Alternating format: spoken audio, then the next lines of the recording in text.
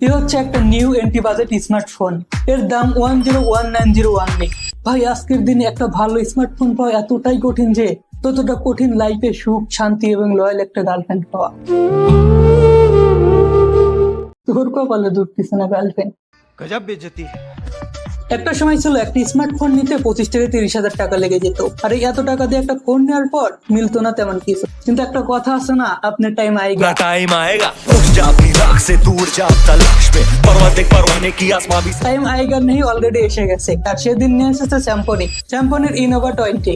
এ ফোনে 90,000 রিফ্রেশ রেটের ডিসপ্লে, 52 মেগাপিক্সেলের এআই ক্যামেরা, 128 জিবি রোম এবং সব থেকে বড় কথা এইখানে থাকছে একটা নয়েজ ক্যান্সেলেশন মাইক। এই এন্ট্রি লেভেল ফোনে নয়েজ ক্যান্সেলেশন মাইক আমরা পাচ্ছি, যেখানে অনেক বড় মিড বাজেট ফোনগুলোতে নয়েজ ক্যান্সেলেশন মাইক মাঝে মাঝে মিসিং দেখা যায়। এন্টি বাজেট ফোনে এত কিছু নয়েজ ক্যান্সেলেশন মাইক সহ, তো ভাই রিভিউ তো একটা গ্রোথ স্টাইলে পড়াই লাগে। আরো জানবো এই ফোন কেনা কোনো স্মার্ট চয়েস কিনা, লেটস ফাইন্ড আউট। স্যামসাং ইনোভা 20 সামনে থেকে দেখতে এরকম এবং পিছে থেকে দেখতে এরকম।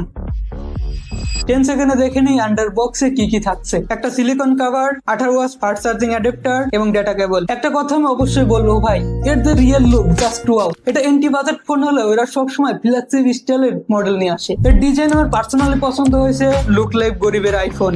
তবে স্যামসাংকে আমি আরেকটা পার্সোনালি কথা বলতে চাই, অনুরোধ এই স্টাইল থেকে বের হয়ে যান, খুবই ওয়েট লাগে। আর কত পিছে glass body, neat and clean with good finishing. Close finishing ব্যবহার করার জন্য হাতের ছাপ খুব একটা লাগে না। In hand field and grip okay. চলুন এই ফোনের একটু ওয়েট টেস্ট করে নেওয়া যাক। আই গেস 190 গ্রাম হবে 100%। CTR 189।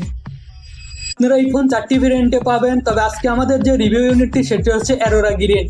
ফ্রন্ট সাইডে 6.52 inch IPS in cell display, 90,000 refresh rate, 180 hertz touch rate এবং 480 নিট পিক ব্রাইটনেস। এই প্রাইস পয়েন্টে এই ফোনে পাওয়া যাচ্ছে এইচডি প্লাস ডিসপ্লে, যেটা অ্যাকসেপ্টেবল। সাধারণত এই বাজেট রেঞ্জে এই ধরনের ডিসপ্লে ব্যবহার করা হয়ে থাকে। আমার কাছে ভালো লেগেছে এই ইনসেল ডিসপ্লে। চলুন একবার ইউটিউবে ভিডিও টেস্ট করে নেওয়া যাক। 1080p তে আপনি ইউটিউবে ভিডিও চালাতে পারবেন স্মুথলি, যদিও এটি 720p ডিসপ্লে। আর ডিসপ্লে কোয়ালিটি নাইস, খুবই ভালো কোয়ালিটি। এতে 90.3 স্ক্রিন টু বডি রেশিও। এই ডিসপ্লেতে যে পাঞ্চুয়াল রয়েছে, এই পাঞ্চুয়াল এই ডিসপ্লেকে আরো স্মার্ট করে তুলেছে।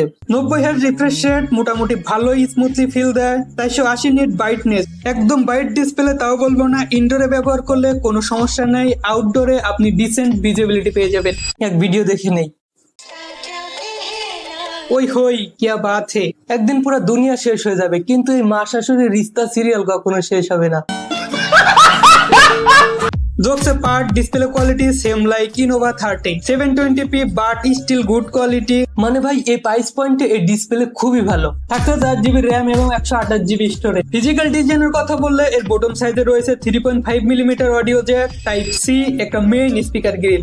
ডান সাইডে রয়েছে একটা ভলিউম বাটন, তার নিচে অ্যাজ ইউজুয়াল পাওয়ার বাটন এবং বাম সাইডে রয়েছে একটি সিম কার্ড স্লট, যেখানে দুইটি সিম এর পাশাপাশি একটি মাইক্রো এইচডি কার্ড ব্যবহার করতে পারবেন। উপরের দিকে থাকছে নয়েজ ক্যান্সেলেশন মাইক, 52 মেগাপিক্সেলের ডুয়েল এআই ক্যামেরা দিয়ে রেখেছে। ভাই জাস্ট এর লুকটা দেখেন, জাস্ট ওয়াও। বড় বড় দুটি ক্যামেরা মডিউল এবং একটি ফ্ল্যাশ লাইট। ফ্রন্টে 8 মেগাপিক্সেলের দারুণ একটি সেলফি ক্যামেরা। চলুন কিছু ছবি তুলে দেখি।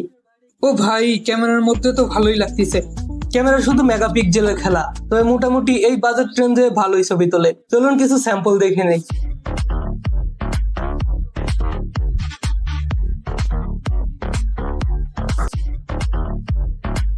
ভিডিও সেকশনে 1080p তে ভিডিও রেকর্ড করতে পারবেন।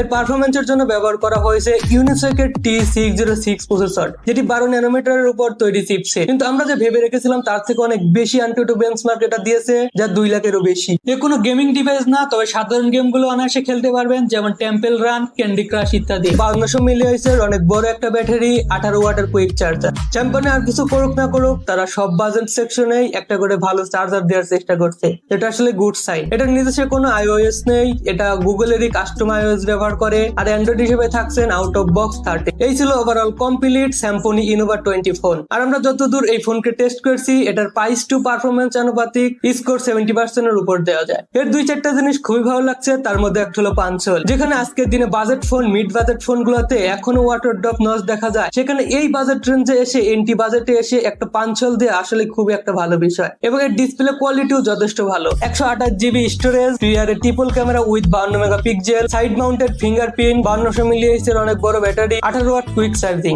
এই প্রাইস পয়েন্টে তেমন খারাপ কোনো কিছু পাই না, তবে এইখানে ইউনিসকের T606 প্রসেসরটির পরিবর্তে যদি T616 প্রসেসরটি ব্যবহার করতো তাহলে হয়তো জিনিসটা আরো ভালো হতো। তারপরেও ওভারঅল এত কিছু মিলে এর দাম রেখেছে মাত্র 10,190 টাকা। এখন আসি এই ফোন কাদের জন্য?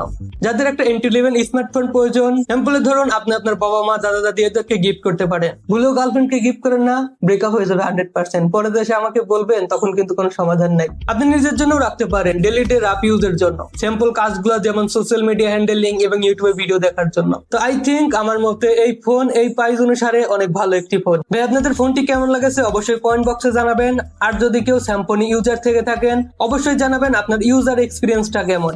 থ্যাংক ইউ ভিডিও দেখার জন্য। অবশ্যই একটা লাইক, কমেন্ট এবং সাবস্ক্রাইব করে দিবেন।